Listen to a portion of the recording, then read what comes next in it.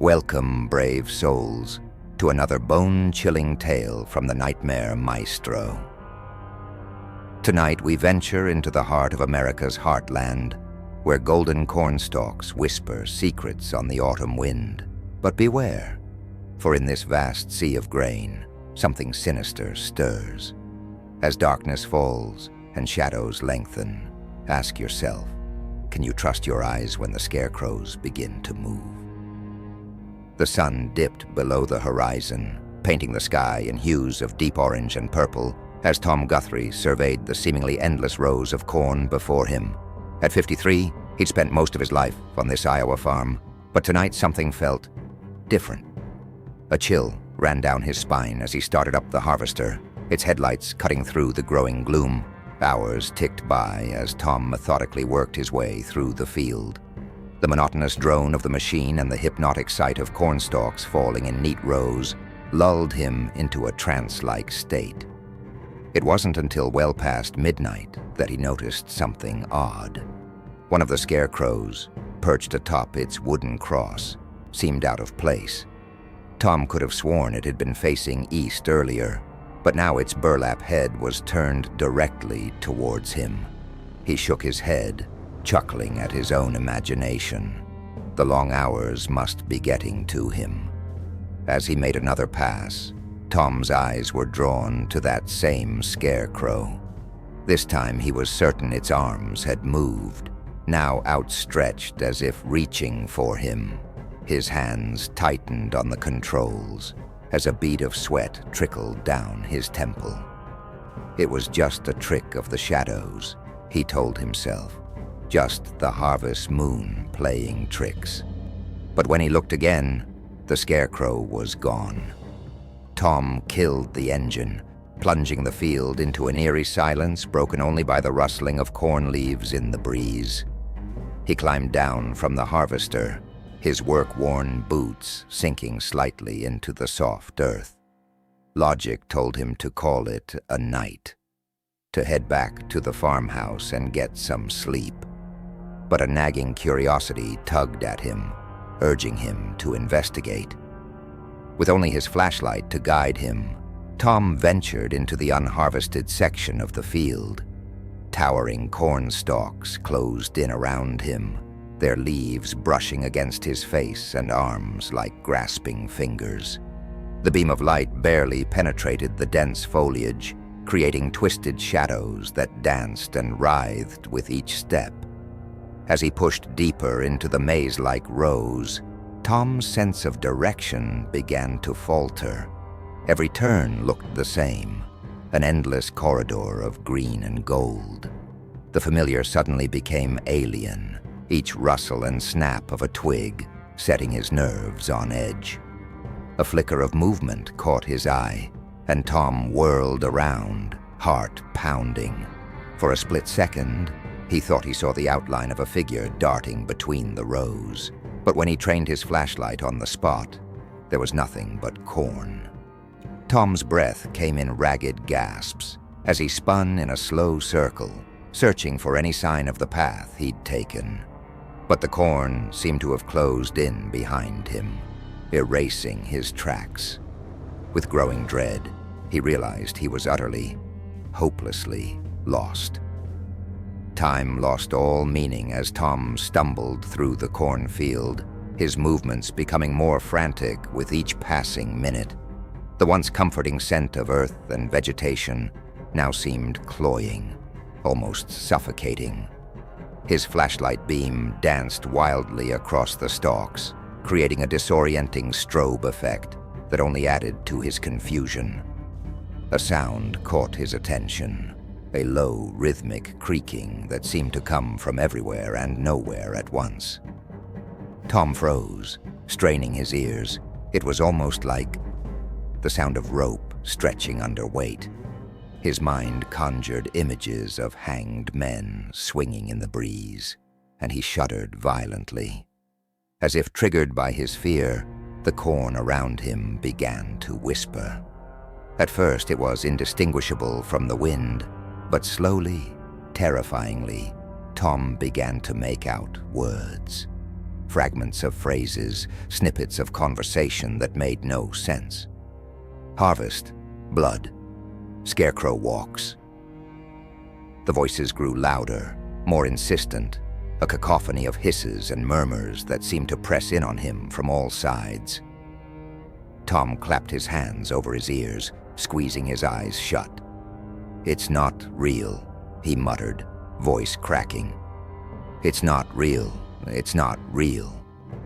But when he opened his eyes, he found himself face to face with a scarecrow, its burlap features twisted into a grotesque parody of a smile. He stumbled backward with a strangled cry, only to collide with something solid. Spinning around, Tom found himself surrounded by scarecrows, their crude faces all turned towards him, arms reaching. Panic overwhelmed reason as Tom bolted, crashing through the corn with reckless abandon. Leaves and stalks whipped at his face, leaving stinging welts, but he didn't slow. He could hear them behind him, the creaking of wood, the rustle of straw, the scrape of burlap against corn stalks. The scarecrows were in pursuit. His lungs burned as he ran, changing direction randomly in a desperate attempt to lose his pursuers. But no matter how fast he moved, how sharply he turned, the sounds of the chase remained constant, always just behind him, never gaining but never falling behind. In his blind flight, Tom failed to notice the change in terrain. His foot caught on an exposed root, sending him sprawling face first into the dirt. He scrambled to his feet, spitting out soil, only to realize he'd stumbled into a small clearing. The corn had given way to bare earth, and in the center stood a solitary scarecrow. This one was different from the others, larger, more intricately made, with a face stitched from what looked disturbingly like human skin. As Tom watched in horror, its head slowly turned to face him, glass eyes gleaming in the moonlight. A low, gurgling laugh emanated from the thing's stitched mouth. Tom's nerve finally broke. With a strangled sob, he turned and plunged back into the corn, no longer caring which direction he ran as long as it was away from that abomination. As Tom fled deeper into the cornfield, fragments of memory began to surface. Harvest seasons long past, whispered conversations between his father and grandfather, old legends he'd dismissed as superstition. The corn had always been bountiful on their land, their harvests always plentiful even in years when other farms struggled. He remembered now the strange rituals his grandfather would perform before each planting, the way his father would sometimes disappear into the fields at night, returning at dawn with haunted eyes. And hadn't there been that migrant worker years ago who'd gone missing without a trace? The realization hit Tom like a physical blow, nearly stopping him in his tracks. The farm's prosperity had come at a price, a blood price. Generations of his family had fed the corn, fed the scarecrows to ensure their success. And now it seemed payment was due once more. He burst into another clearing, larger this time, and skidded to a halt. Scarecrows ringed the open space, dozens of them, all turning to face him in unison. And in the center, pinned to a massive wooden cross, was a figure that made Tom's blood run cold. It was himself, or rather, a scarecrow version of himself, complete with his worn overalls and favorite cap. As he watched in horror, the scarecrow Tom's eyes snapped open, glowing with an unholy light. "Welcome home," it said in a voice like rustling corn leaves.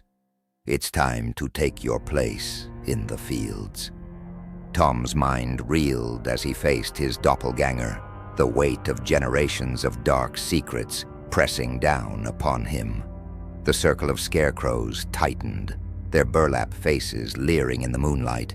He knew he should run, fight, do something.